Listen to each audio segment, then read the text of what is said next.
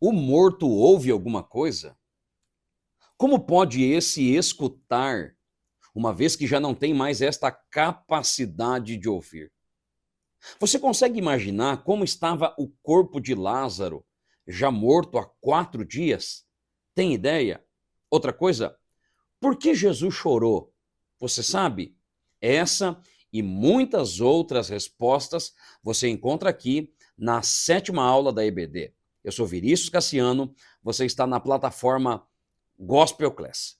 Vamos dar sequência aqui nas aulas desse trimestre abençoado. E desta vez, como tenho dito, é a lição de número 7. O título da lição de número 7 é esta frase tão maravilhosa que nós temos replicado esta fala já há muito tempo. Trata-se de mais uma das declarações notáveis de Jesus. O título da lição é esse: Eu sou a ressurreição e a vida. Não foi ninguém que disse isso. Não foi João, não foi Tiago, não foi Pedro. Quem disse isso foi o próprio Jesus. Ele disse: Eu sou.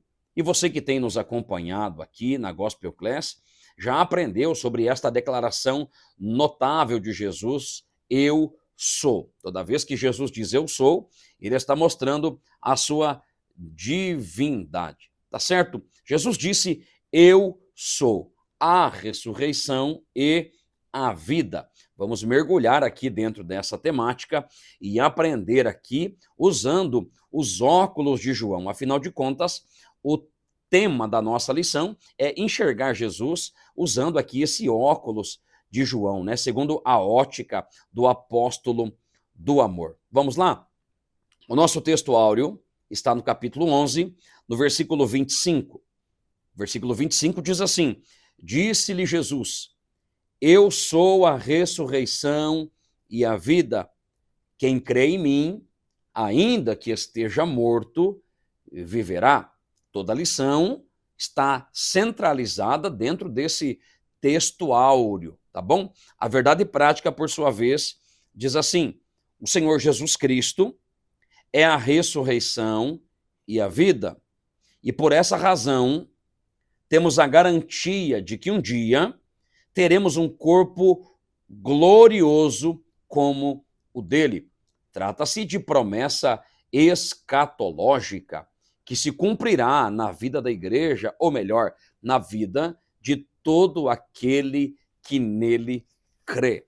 A nossa leitura bíblica está no Evangelho de João, é claro, capítulo 11, e os versículos são salteados. Versículo 11, 14, 15, 17, 21, 23 e 27. Mas nós não faremos esta leitura aqui, pois certamente ela será feita aí na sala de aula, quando o senhor estiver diante da classe.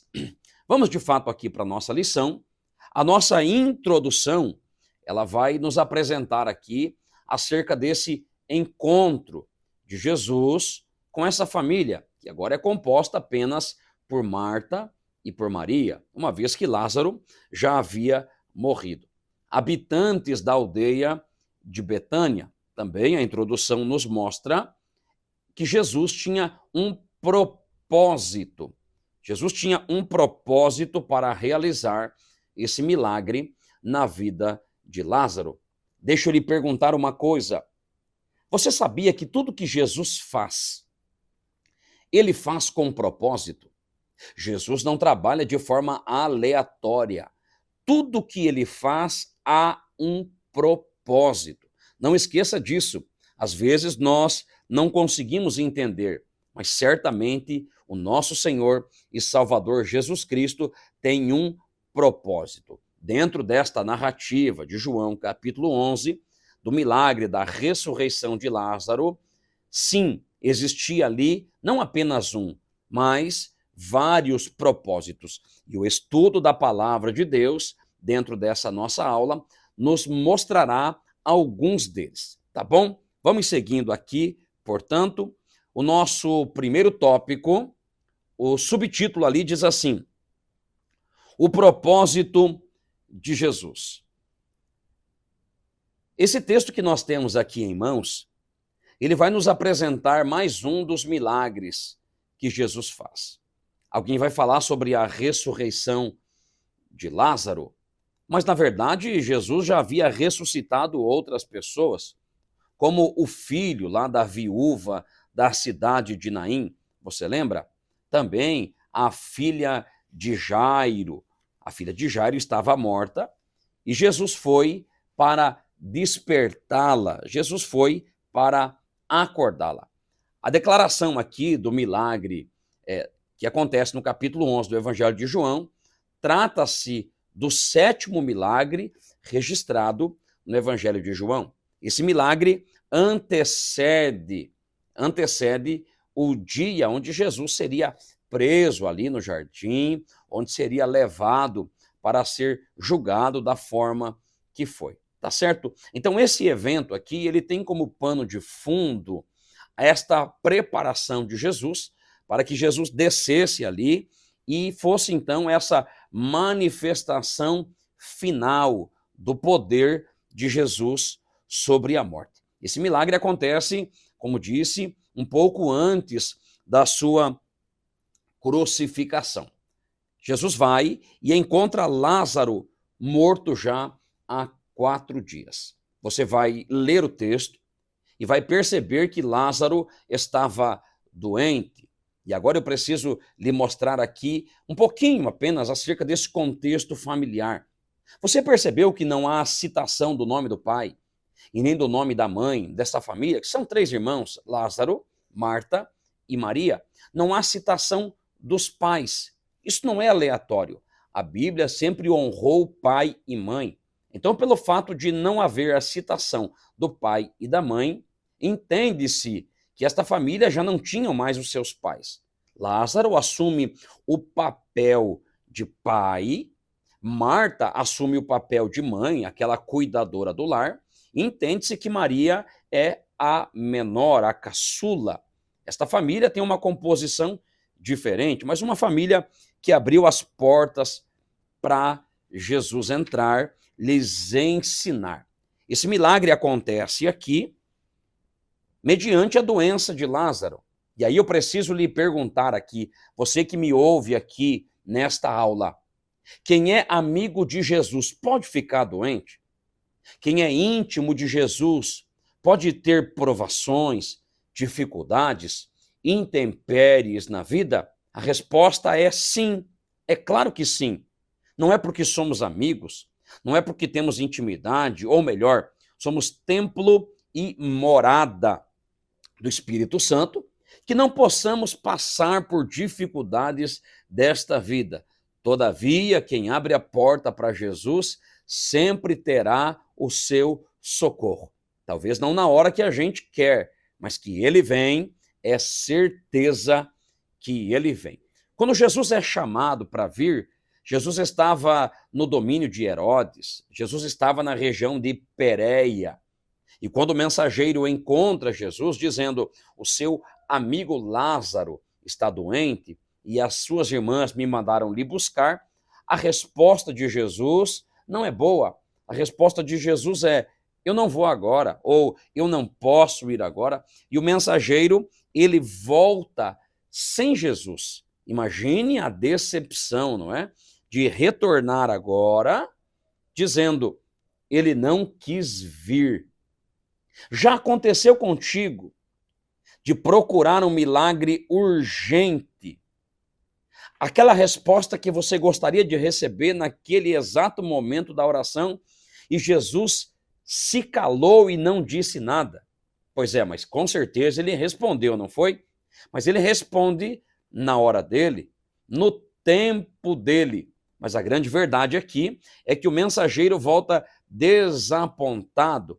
E isso vai trazer dificuldade aqui na vida de Marta e também de Maria. Esse desapontamento é o nosso próximo subtópico. Diz assim, o desapontamento de Maria e Marta. Nós vamos perceber aqui nesse desapontamento que Jesus simplesmente não quis ir. E aí quando você estuda capítulo 11, versículos 5 e 6, você vai entender ali que Jesus amava Lázaro, Marta e Maria, mas mesmo amando-os, Jesus não foi na hora que eles pediram. Deixa eu compartilhar algo interessante contigo. O relógio de Jesus é o mesmo que o nosso? A mesma hora que marca o nosso relógio, marca o relógio dele? É claro que não, o nosso relógio é Cronos. O relógio dele é Kairos. Kairos é plenitude de tempo. Alguma vez você já se desesperou porque Jesus não veio na hora que você pediu? Pois é, ele vem no tempo dele, na hora dele, sim, ele consegue fazer isso. E ele chega exatamente quando ele quer. Aproveitando essa minha fala, deixa eu lhe perguntar, Jesus se atrasa? Esse relógio de Jesus falha? Não, Jesus chega adiantado. Não, não, não. Jesus não se atrasa e Jesus também não se adianta. Jesus chega na hora exata. Anote isso, porque às vezes a gente não consegue entender. Jesus chegou e já faziam 4 dias que Lázaro estava morto. Alguém vai dizer, está atrasado. Isso faz parte do contexto aqui da narrativa bíblica.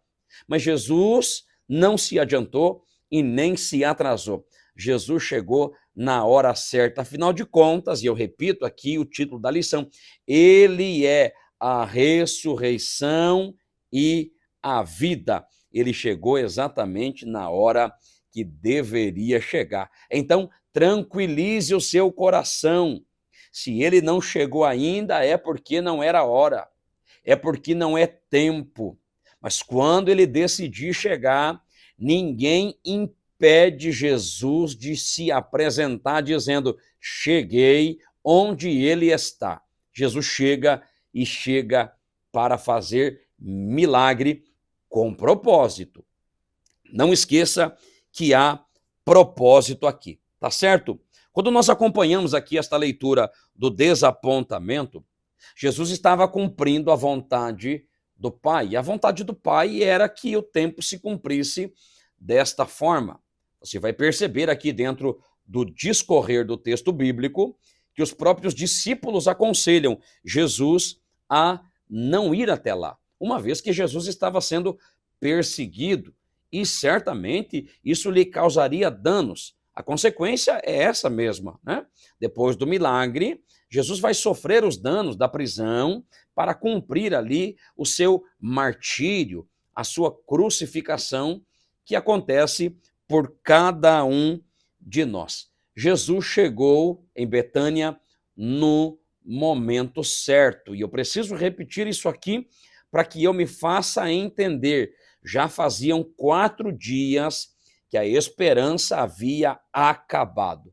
Mas Jesus, que enche-nos de esperança, chegou para dizer, eu cheguei com o objetivo para fazer mudança. Você está desapontado? Está achando que Jesus te esqueceu, não é? Está achando que ele não vai cumprir, que ele não vai chegar, que a porta não vai abrir?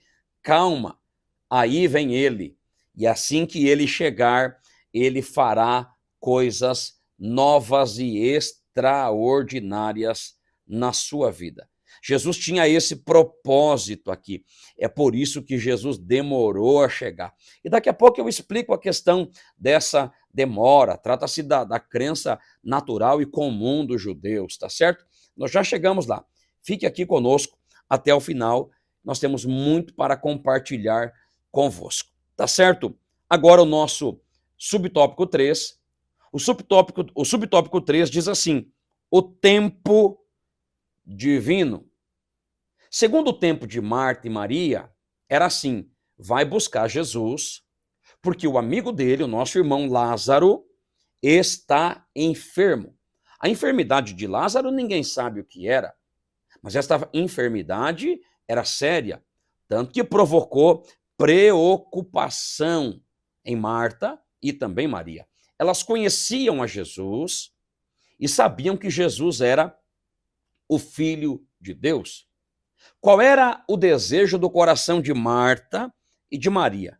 Qual era o plano delas? O plano era que Jesus viesse, curasse a Lázaro e elas ficassem agora aliviadas, sem nenhum tipo de preocupação. Todavia, o plano do Pai, o plano de Jesus, não coincidia com o plano delas. E o resultado foi a morte de Lázaro. Eu preciso falar isso aqui e eu quero dizer isso abertamente.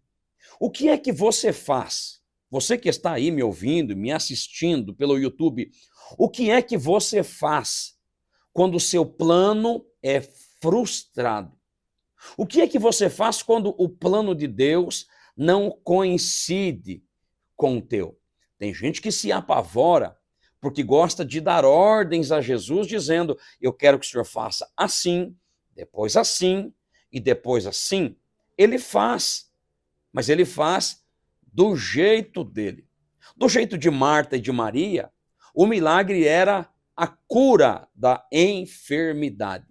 Mas, no plano de Jesus, ele estava preparando uma experiência extraordinária.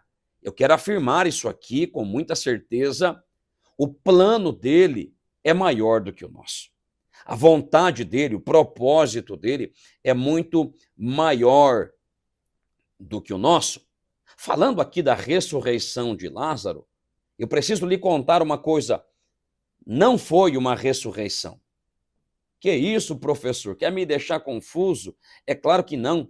Não foi uma ressurreição, como aconteceu com o filho da viúva ali de Naim, ou como aconteceu com a filha de Jairo. O que acontece aqui é que nós temos um corpo no estado chamado de putrefação, ou seja, o corpo está podre, é de 4 dias, tanto que dizem a Jesus, já está cheirando mal. Então Jesus não apenas, lembra que eu falei no início da aula? Você consegue imaginar como estava o corpo dele? Pois é, o corpo dele estava inchado, soltando líquidos e gases. Então Jesus não apenas ressuscita Lázaro, Jesus restaura a sua carne e aí então dá o brado dizendo, vem para fora. Perceba que milagre extraordinário que acontece aqui em Betânia. Você viu? Se fosse do jeito de Marta e do jeito de Maria, seria milagre, mas seria um milagre menor. Do jeito de Jesus, a experiência foi extraordinária. Por isso eu afirmo, ele não está demorando, ele está caprichando para que nós tenhamos experiências grandes, extraordinárias, que marcarão para sempre o ambiente onde nós estamos. Eu preciso aqui dar uma deixa, Betânia nunca mais foi a mesma. A casa de Lázaro, Marta e Maria, nunca mais foi a mesma depois desse milagre extraordinário que Jesus fez. Você está preparado para viver coisas extraordinárias com Jesus? Confie nele. Deixe ele fazer do jeito dele. E sim, do jeito dele é melhor. No tempo dele é melhor. Tá bom? Vamos seguindo aqui a nossa aula. Esse texto, ele nos enche de entusiasmo. Nós sentimos aqui graça, gozo na nossa alma para discorrer sobre esse maravilhoso milagre que Jesus operou em Betânia. Seguindo agora para o tópico 2. O tópico 2, ele diz assim, o encontro de Marta com Jesus. Jesus vem, ele deixa a Pérea, ele vem, e como temos dito desde o início, quando ele chega, dá a impressão de ser tarde.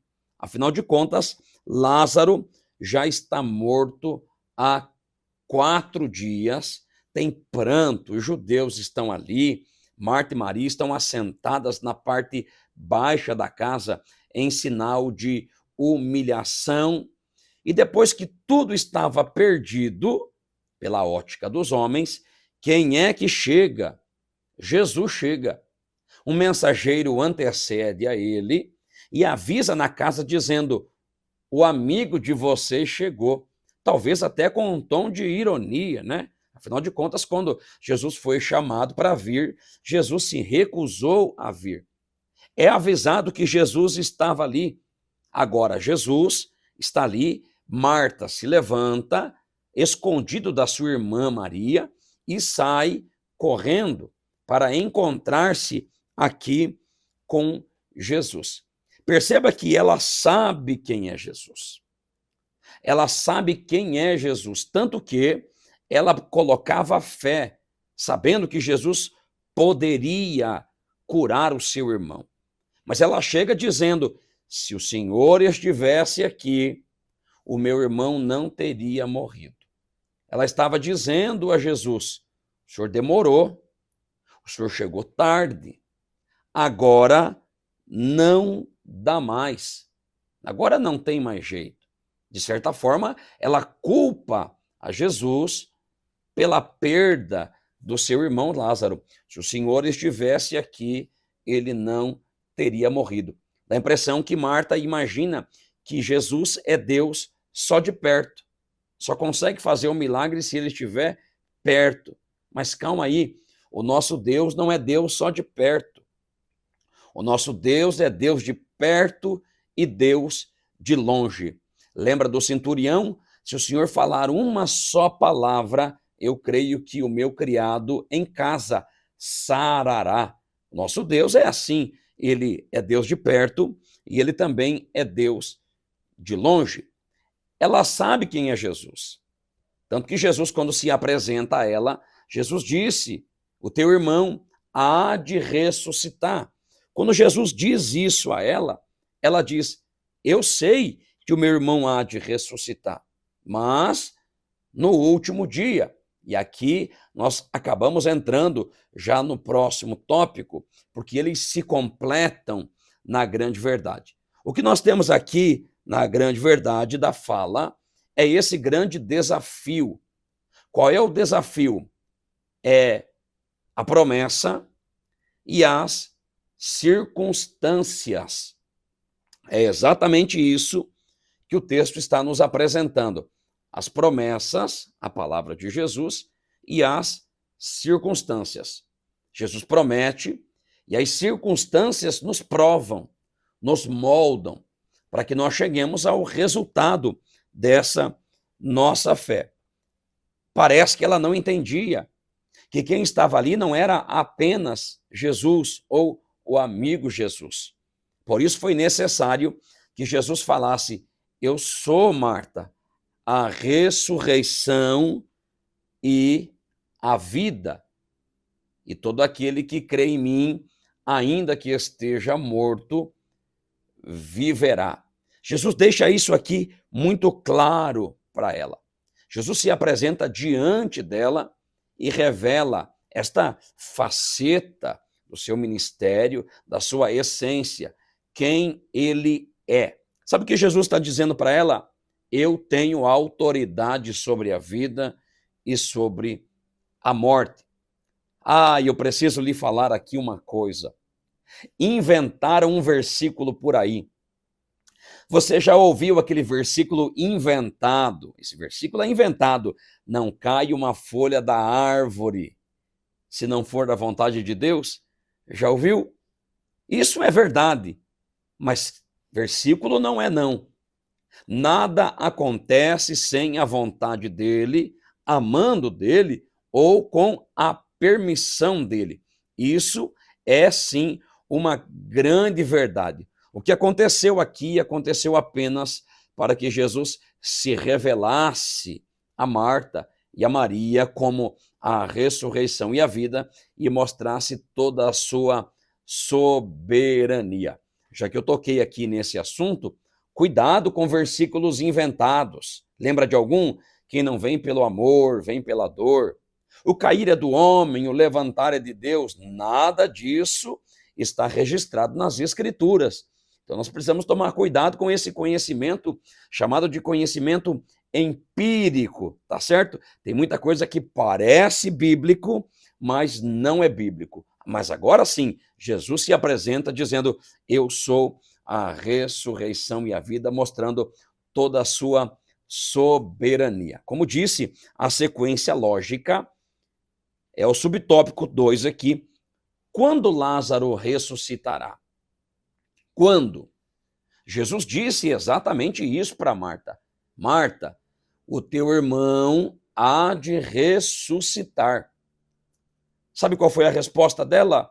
A resposta foi: eu sei.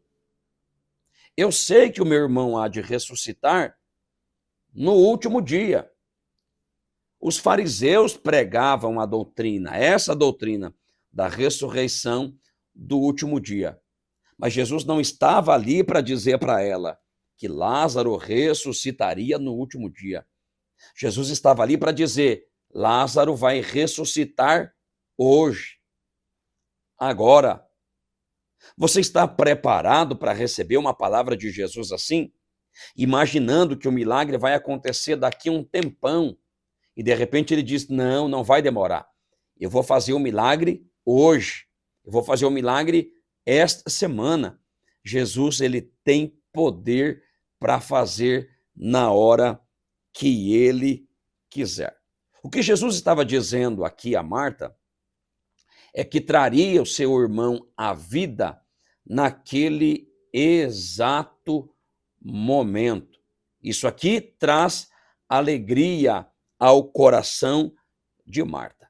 Nós estamos falando apenas aqui de Marta, mas não vamos esquecer da Maria, tá? A Maria ficou em casa. Já já nós apresentamos a ela aqui nesse cenário e a atitude de Maria. Tá certo? Agora, o subtópico 3, ele diz assim: promessa de vida. Jesus se apresenta e ele oferece a vida. Ele promete a vida. Você que está me ouvindo, tem promessas de Deus? Se tem, se alegre. Deus é fiel. E as promessas do Senhor certamente se cumprirão na sua vida. Essa minha fala aqui parece clichê, mas ainda assim eu a replico. Para que a promessa de vida chegasse até Lázaro, alguém precisou tirar a pedra. Na verdade, um grande grupo, não é? Afinal de contas, a pedra que estava na boca ali do sepulcro era pedra grande, sempre era assim. As mulheres não tinham força, então os judeus é que ajudam a tirar aquela pedra. Para Jesus cumprir a promessa de vida, alguém precisava tirar a pedra. A pedra é o obstáculo, é a incredulidade, é o medo. Então, já que você tem promessas de Deus e quer recebê-las, tire a pedra, querido, tire o medo, tire a preocupação, a incredulidade. Pedra é para mim tirar. Milagre não é para eu fazer. Milagre quem faz é Jesus. No tempo dele, com a pedra removida, vai ter festa em Betânia. Anote isso para que você não esqueça. Quando Jesus se apresenta como a ressurreição e a vida, ele está dizendo: eu sou a fonte da vida. Essa vida emana de Jesus. Afinal de contas, lembra do primeiro capítulo de João? No princípio era o verbo estava com Deus. Quando você lê esse texto, falando sobre a divindade de Jesus, João segue o texto dizendo: ele estava no princípio com Deus. Eu já expliquei aqui em outra aula que trata-se ali de Gênesis 1:1, né? No princípio criou Deus os céus e a terra. A palavra Deus ali não é Elohim. Elohim é deuses, fazendo menção à trindade divina. Jesus, ele está ali. Jesus está no Gênesis, Jesus está em João 1, e Jesus está aqui se apresentando a Marta, dizendo: eu sou a fonte da vida. A vida emana de mim. Tanto que, quando da criação do homem, Deus soprou, né, o pneuma, soprou o fôlego de vida no homem, e o homem foi feito alma vivente. Jesus é a fonte da vida. Mas aí eu lhe pergunto, que vida é essa? Apenas a vida física? Não. Jesus é a fonte da vida física e também da vida espiritual. Nós temos vida, mas também temos vida espiritual. Para ter vida espiritual, precisamos entender, toda essa vida emana de Jesus. Perceba o que Jesus está dizendo aqui sobre esta vida espiritual, é uma promessa dele, uma promessa escatológica. A vida física e a vida espiritual. Tem gente que parece que está vivo, mas nunca se alimentou desse pão aqui. Lembra que Jesus disse, nem só de pão viverá o homem, mas de toda a palavra que sai da boca de Deus. A Bíblia é o pão, a palavra que sai da boca de Deus. Não podemos nos esquecer disso jamais, jamais. Tá certo? Jesus oferece vida. E que tipo de vida é essa que Jesus oferece? Será que a vida que Jesus oferece é essa vida de lágrima, de dor, de sofrimento? É claro que não. Jesus oferece vida e vida em abundância. Eu preciso que você preste atenção aqui agora. Jesus não te fez para sofrer. Jesus não te fez para chorar, para viver aí depressivo, amargurado, precisando tomar remédios para conseguir dormir. Jesus te fez para que você tenha vida e vida em abundância. Receba esta palavra em nome de Jesus. A vida nos foi entregue por ele, tá certo? Estamos nos encaminhando aqui para o terceiro tópico. Pois é, esse terceiro tópico aqui já começa a nos mostrar o encerramento da lição, não é? Esta lição que nós temos aqui falando sobre Jesus, a ressurreição e a vida. E agora no tópico 3, nós apresentamos aqui um pouquinho do contexto escatológico da fala. E aqui o subtópico 1 do tópico 3 diz assim: a ressurreição do corpo. Trata-se de uma doutrina. A doutrina da ressurreição do corpo, ela compõe os elementos basilares da nossa fé, também do cristianismo bíblico. Por quê, irmão? Porque nós cremos na palavra como um todo. A Bíblia é inerrante, a Bíblia é infalível. E tudo que está escrito nela, muita coisa já se cumpriu, mas ainda há um desfecho. O desfecho da revelação é escatológico, de coisas que ainda se cumprirão. E aqui nós falamos sobre a doutrina da ressurreição do corpo. A nossa mente consegue apenas visualizar isso de uma forma superficial. Agora, quando do evento do arrebatamento da igreja, onde a trombeta será estrugida, os mortos ressuscitarão primeiro. Sim, os mortos ressuscitarão primeiro. Detalhe, os que morreram em Cristo ressuscitarão primeiro, subirão aos ares, nos aguardarão e nós seremos transformados e nos encontraremos com eles e todos entraremos juntos ao céu que já está preparado para nós. Professor, e aqueles que morreram na impiedade? Os que não morreram em Cristo, estes ressuscitarão apenas para o juízo final, com o corpo inglório, e receberão ali a condenação eterna.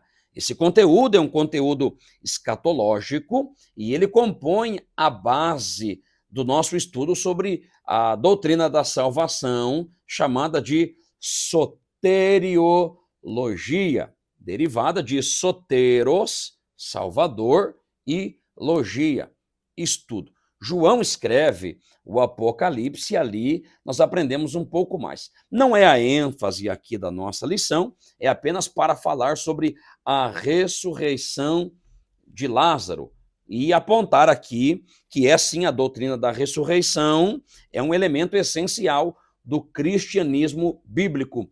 Toda a nossa esperança está baseada no texto escatológico que nos mostra a ressurreição dos mortos. Paulo escreve, inclusive, à igreja de Tessalônica, escreve à igreja de Corinto, no tocante à ressurreição dos mortos.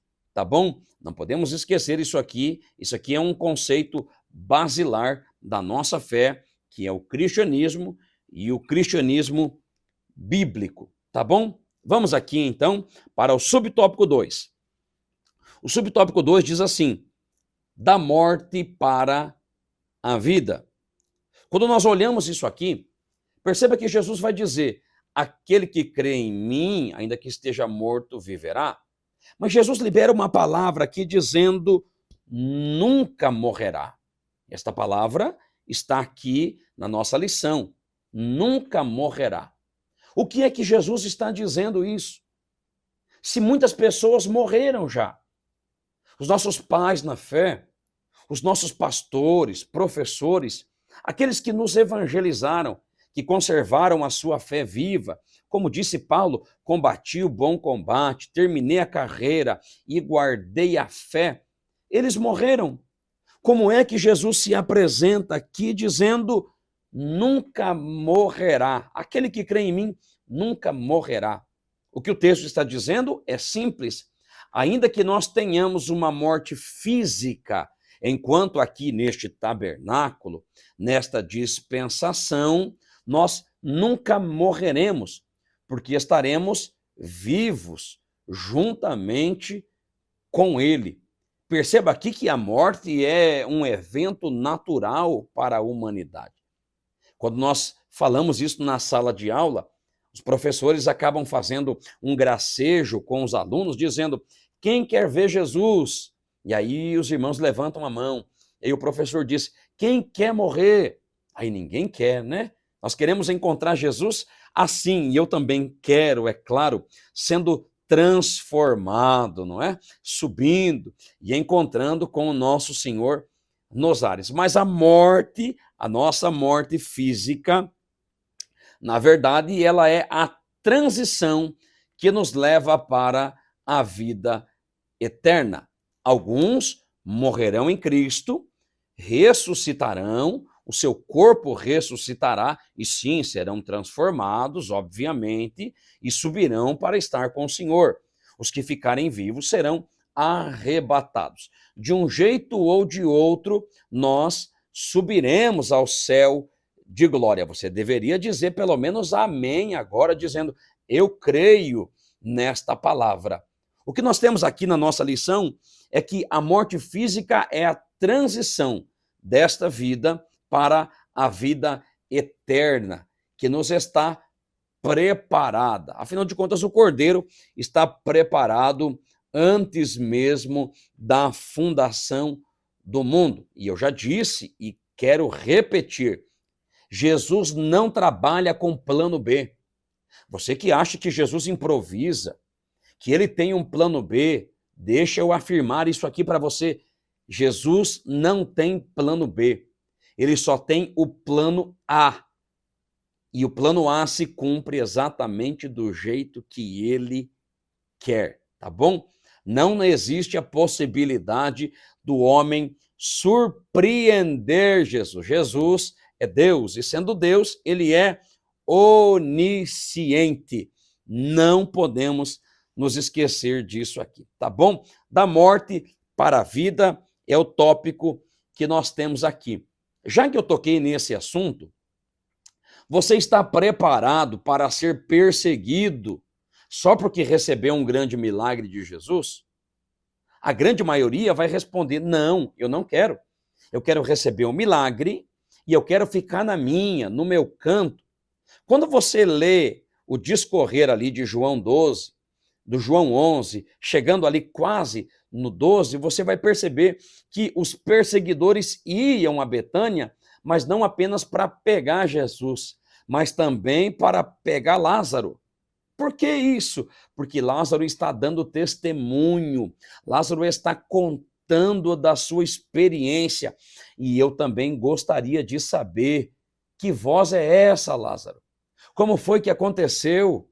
Conta pra gente. Perceba que Lázaro se torna um personagem mais do que ilustre em Betânia, que dá testemunho de Jesus, testemunho do milagre e leva muitas pessoas a crerem em Jesus, assim como ele também e as suas irmãs Marta e Maria. Eu não esqueci da Maria, não. Eu prometi falar sobre ela. Pois é, quando Maria se levanta e corre até Jesus, ela também diz igualzinho a sua irmã: se o Senhor estivesse aqui, o meu irmão não teria morrido. Mas há uma diferença em Maria, porque Maria se joga aos pés de Jesus e o adora. Ela não apenas repete a frase da irmã, mas ela adora. Que você seja desafiado, então, por esta palavra, ainda que você julgue que Jesus se atrasou, ainda que você julgue que já não dá mais, adore a Ele.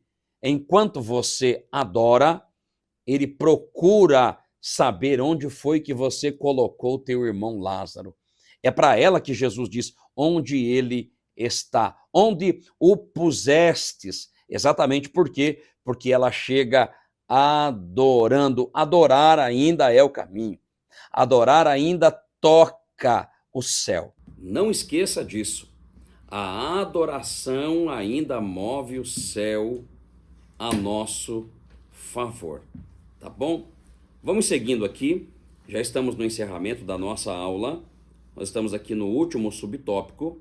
O subtópico 3 diz assim: uma viva esperança. Lembra que eu falei no início da aula? Jesus chorou. Capítulo 11, versículo 35.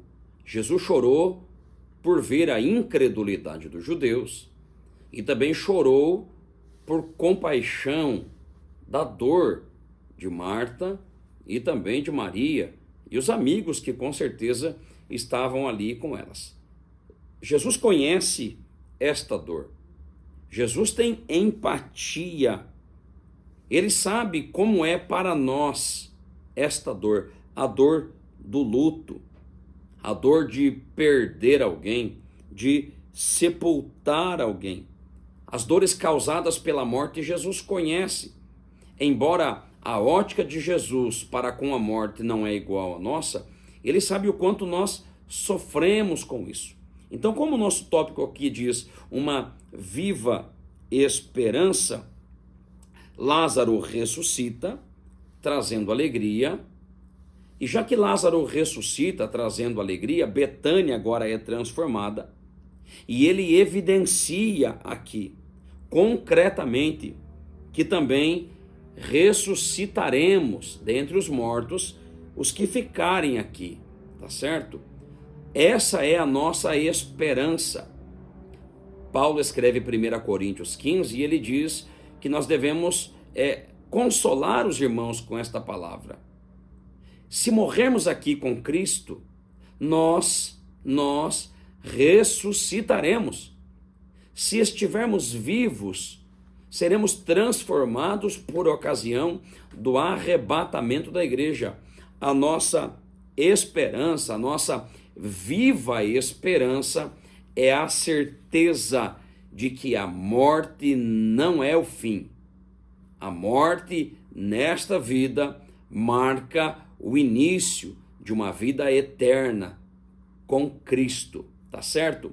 A nossa conclusão, ela nos mostra aqui esse diálogo de Jesus com Marta e com Maria. Você que ainda não estudou o capítulo 11, vai entender ali sobre a ressurreição do corpo. Jesus ressuscita o corpo de Lázaro, que estava em putrefação, e também ressuscitará os que dormiram em Cristo, tá certo? São questões referentes a esta doutrina escatológica e também uma doutrina soteriológica. Você está na plataforma Gospel Class. Essa foi a nossa 7ª aula da Escola Bíblica Dominical. Eu já quero lhe preparar aqui a nossa próxima aula, a lição de número 8, uma lição de humildade. O professor, é claro, é Jesus, o professor mais humilde que já se teve notícias. Tá certo? Deixa eu lhe fazer um pedido aqui agora. Você que ainda não é inscrito no nosso canal, se inscreva no nosso canal, ative o sininho das notificações, deixe ali o seu like e é muito importante que você compartilhe ali, comente ali na nossa aula, compartilhe o seu conhecimento, nos faça perguntas, compartilhe esta aula com os seus alunos, vamos juntos fazer a EBD avançar durante esse tempo que se chama hoje, tá certo? Que Deus em Cristo Jesus vos abençoe. Amém.